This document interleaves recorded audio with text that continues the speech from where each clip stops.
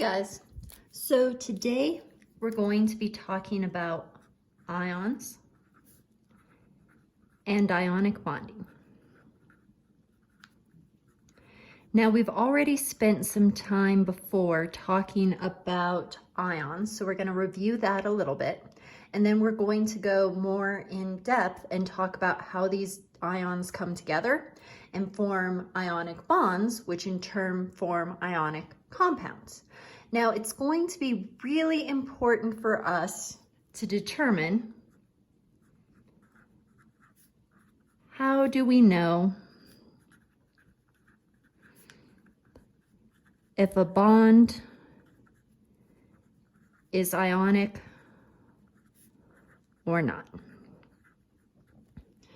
So in this chapter, we're going to talk about ionic bonding, we're going to talk about covalent bonding, we're going to talk about metallic bonding, and it's going to be really important for us to know what type of bonding we have, what type of compound we have.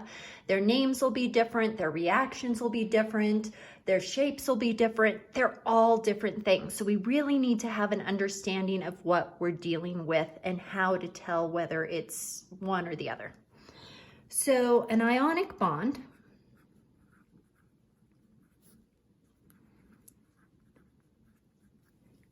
the quickest way to recognize it is it's going to be made up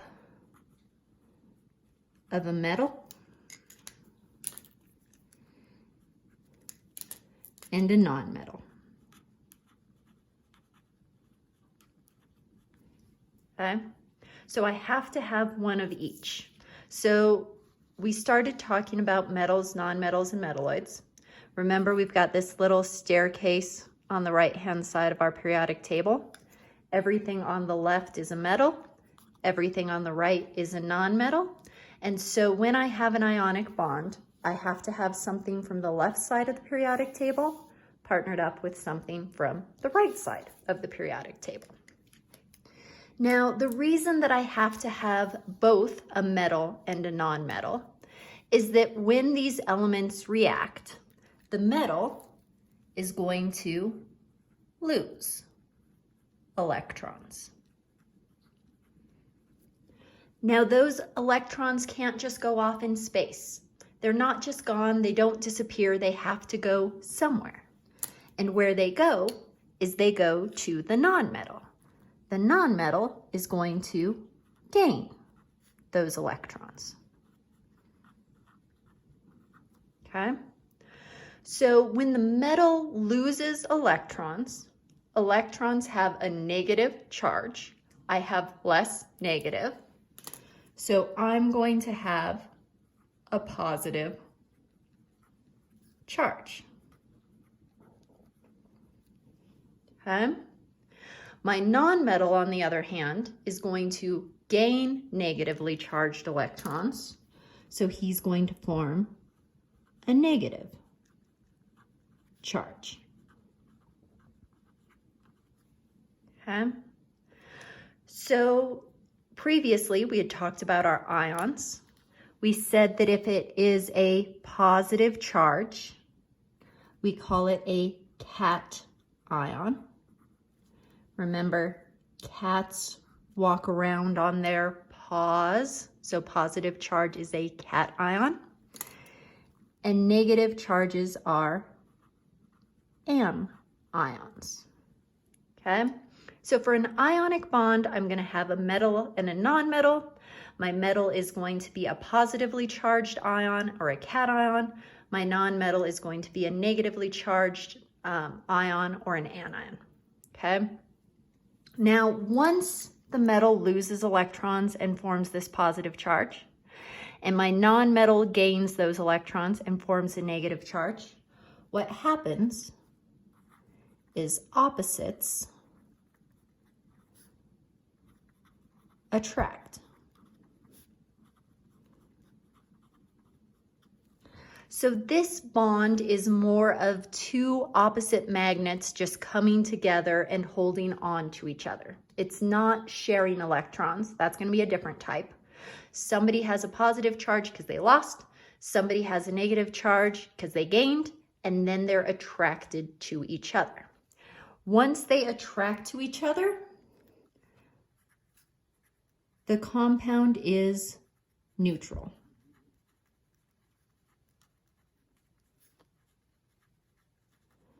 So my pluses and minuses are going to cancel out. The overall compound has no charge, okay? Now, the reason that this is important is because it has to do with the electrons, okay? We're keeping track of where the electrons are going.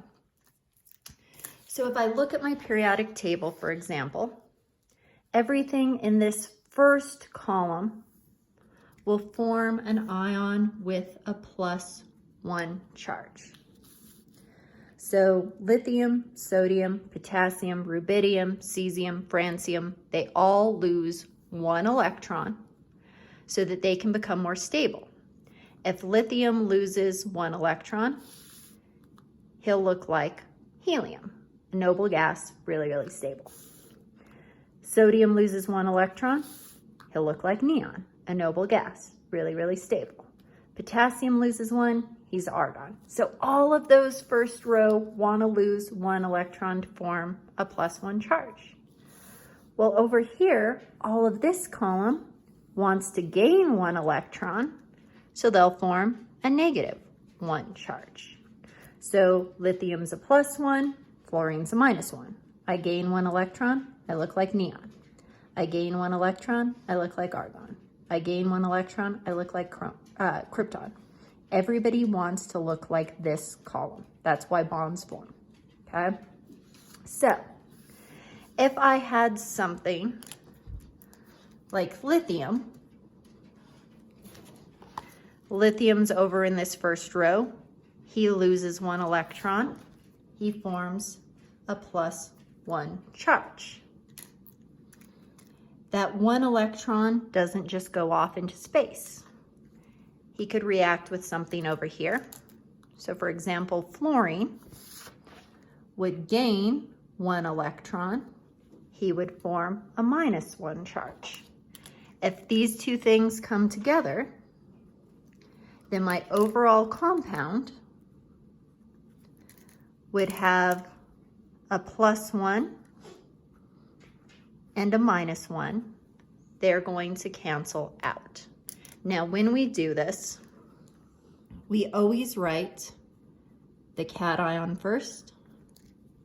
So my metal first. We always write our anion or our non-metal second, always. But the overall compound has to be neutral, okay? Now, when ionic compounds form, we'll spend a lot more time with this, coming up with formulas, telling charges. For now, just know that they're neutral, they cancel out, okay?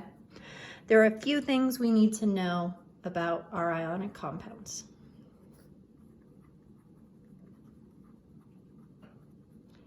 So an ionic compound is made up of 2 elements held together by an ionic bond. So a metal plus a non-metal, a cation and an anion. Okay, first thing we need to know about them, they are always solids at room temperature. An ionic bond is a very, very strong bond, so they will have high melting points.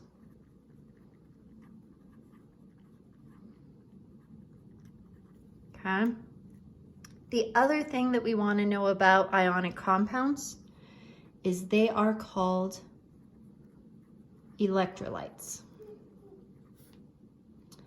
Now, you've probably seen this term before in Gatorade commercials, in Powerade commercials. They're like, this has electrolytes. Electrolytes are salts.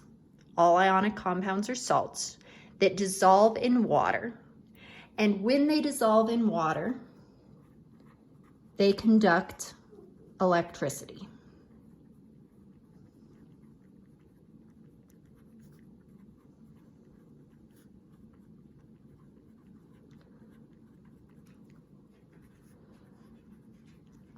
All ionic compounds are electrolytes. They will conduct electricity when they're dissolved in water or if they are melted.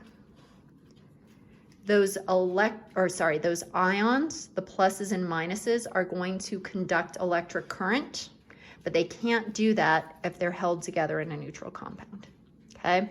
So ionic compounds have to have a positive metal, a cation, a negative nonmetal, an anion, and when they come together, it forms a neutral compound that is very, very stable, very, very strong bonds. Okay, so that's all we need to know about ionic bonding so far.